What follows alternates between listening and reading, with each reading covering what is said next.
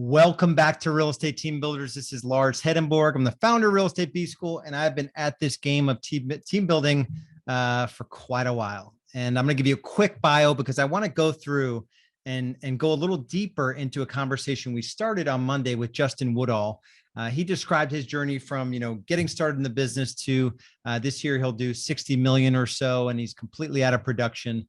And the thing I want to go deeper on today is like the key steps to not only grow your business, but to scale it and to do it in such a way where you can get out of big chunks of the business and what that actually looks like.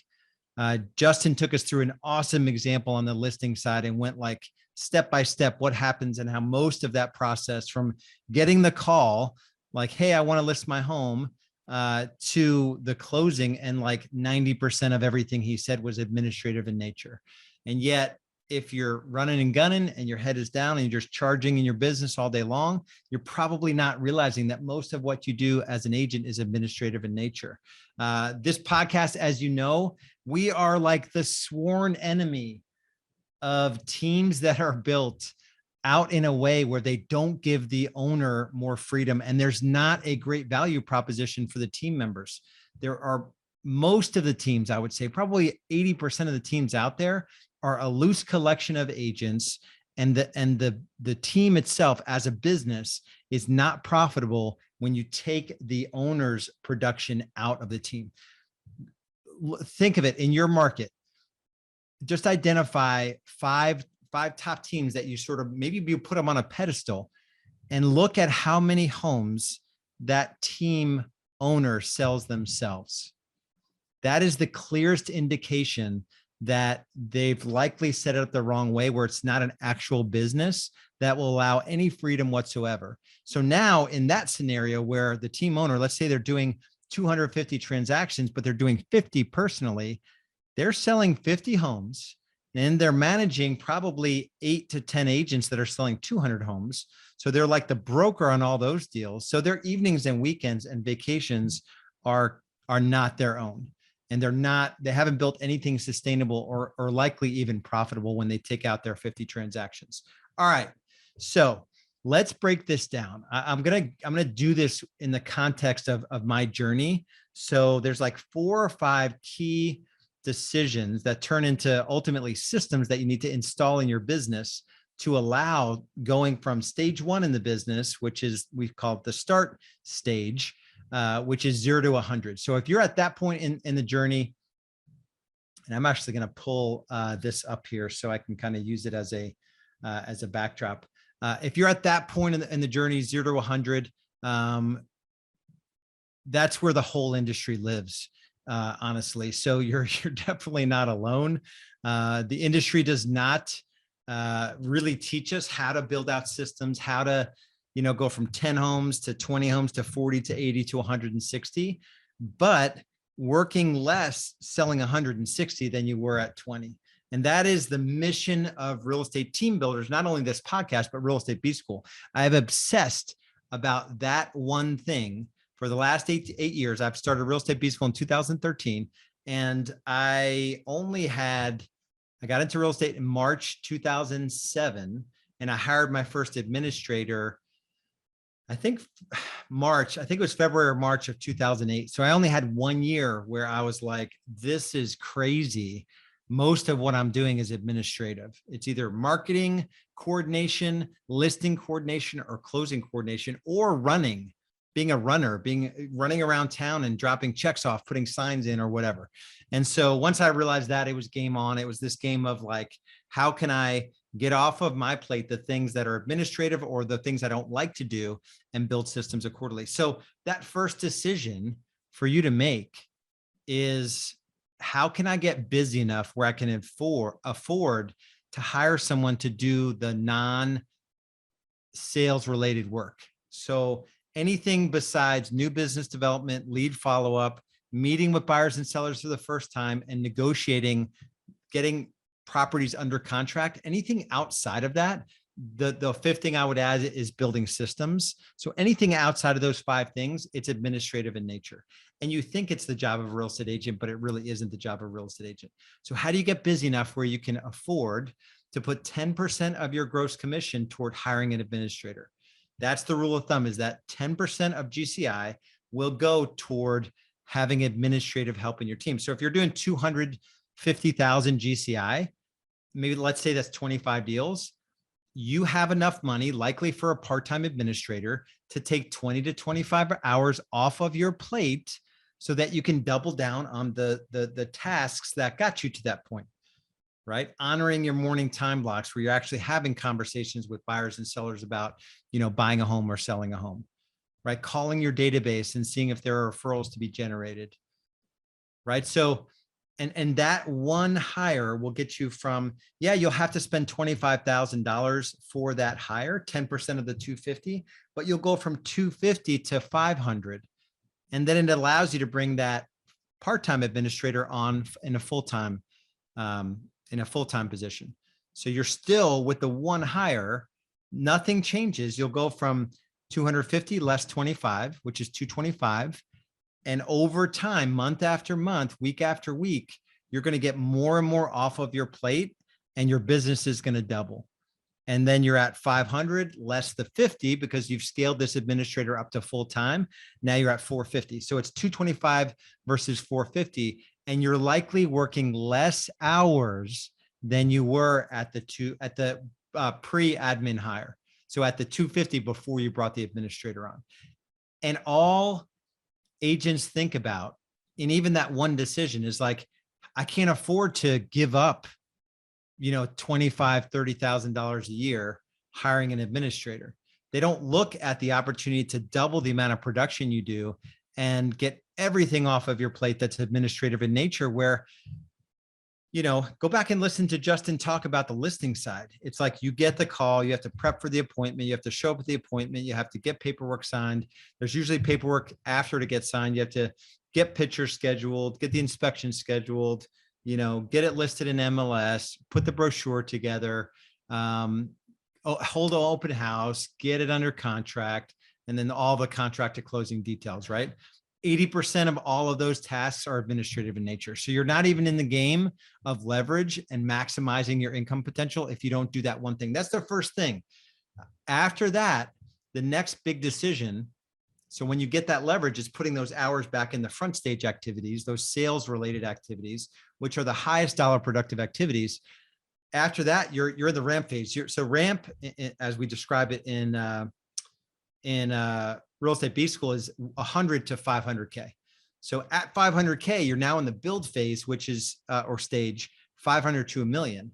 And this is all about getting leverage on the buyer side. So it's likely that about half of your business, let's call it 50 transactions, are buyers, and buyers are not looking at homes on a Wednesday from 12 to 2, right? They're looking at homes on a Wednesday from 6 to 8 p.m. or Saturday for 6 hours, or Sunday. You have to hustle out of church and you have to go show homes to buyers, right? And it's hard to work with multiple buyers because now there are multiple evenings you're working and multiple buyers you're working with on the weekends. I've been there. I feel your pain. I know what it's like. And so that's the next decision we need to make. How do we get leverage on the buy side part of the business, where you can completely exit working with buyers and now double down on listing lead gen activity systems, marketing systems to bring in more listing leads, not paid leads, but more listing leads, so that now you can focus on getting back to 50 transactions, but they're all listings. You're working way less hours, and listings should, on a one-to-one basis, generate buyers. So at 50 transactions, you're 25 listings, 25 buyers. As we scale from 50 to 100 transactions, you're going to go from, now you have more of your time to put into listings. So you're going to go from 25 to 50 listings, and you're going to go from 25 to 50 buyers, which is a couple buyer agents, right? So it's not that complicated. One administrative hire. Now you're doubling down on the activities to get more listings, and then you're bringing a buyer agent on, and you're, with the right economic model, using value-based commission splits, which actually Justin spoke about. And also Jonathan Popowich, if you haven't listened to that episode, he talked about that. The economic splits, specifically value-based commission splits, where you're paying someone based on the value they bring to the deal, not on what splits you think other brokerages offer or whatnot, but you have legitimate systems in place that allow your agents to sell more homes in less time. So administrative hire is your first decision. Doubling down on sales activities is your second decision. Really, you're not getting out of administrative activities to spend more time like whatever, watching the news or, playing golf or whatnot. So that's the second decision, is to recommit to the business to do front stage activities. The third decision is to get leverage on the buyer side.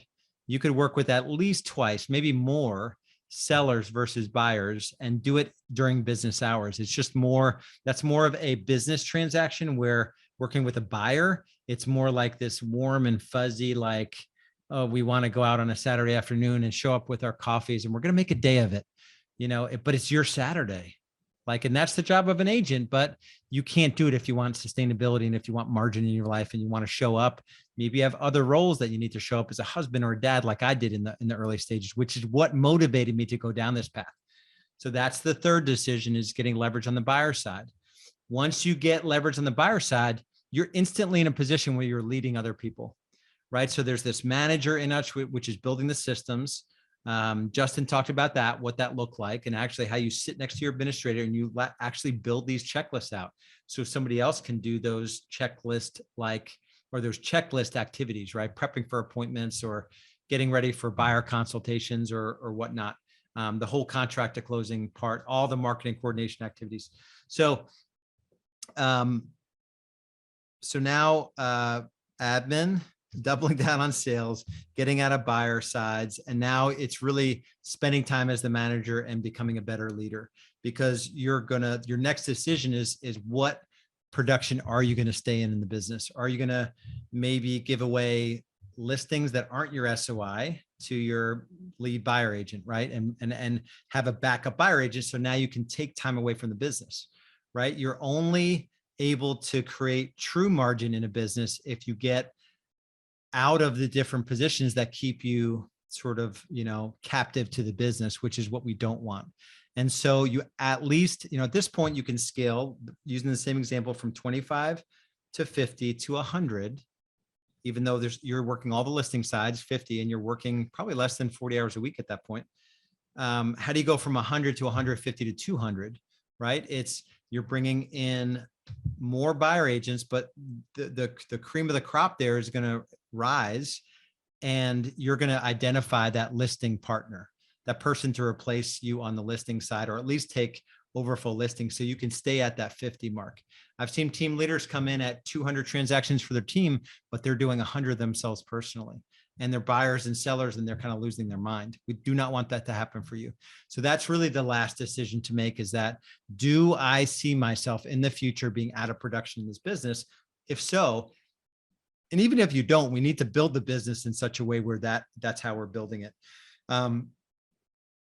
In all of this, we're looking for more freedom and ultimately more impact, right? Even if it scares you to hire even a part-time administrator.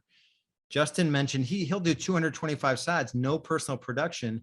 He has multiple administrators, and now he's able to coach his agents and have more impact, right? He said the thing that lights him up the most is taking someone from a $40,000 job locally and showing them how to make more than six figures and have more freedom and be like directly, like you can actually impact the amount of money you make in a corporate environment. Like there's no way to do that. That's why I left corporate America. I knew I had something more in me, where I just wanted to be in a world where I could get rewarded, commensurately for the amount of effort I put in, or the amount of growth I was able to achieve in terms of, my business skill set and also personal development. So those are my takeaways from the time I spent with Justin. Definitely go back and listen to this episode. If you're at the point in your journey where you want to have a deeper dive conversation about your business, just go to realestatebschool.com. And there's orange buttons everywhere. Book a call or apply now. And we'll just have a conversation about your business. It's not a sales call. It's just figuring out where you are today, where you want to be in the future, and what's holding you back. And if Real Estate B School is part of the solution, that is awesome. If we're not, that is awesome. right? We're not going to, hard sell you on this call, but just go to realestatebschool.com, book in a call, and we'll serve you at the very highest level. And tune in next time. One thing I will say, we are keeping this podcast no advertising. And I want to do that because I listen to some podcasts that have advertisement on it, and it's like, it is excessive. And you can't fast forward through it. They have this little technology thing that you can't fast forward through it. So my ask of you is to do a couple things. Share the podcast, share it on your Facebook or Instagram or whatever, and leave us a 5-star review. Go to Apple Podcasts and leave us a 5-star review. That would help immensely, so we can keep this thing ad free, and we can get our message of like business freedom is possible with the right roadmap, with the right blueprint in place. And that's what I want to step you guys through constantly. So take action. Go to realestatebschool.com to book in for a business growth strategy session, or leave us a review and share the podcast. Much love. We'll talk soon. Be good.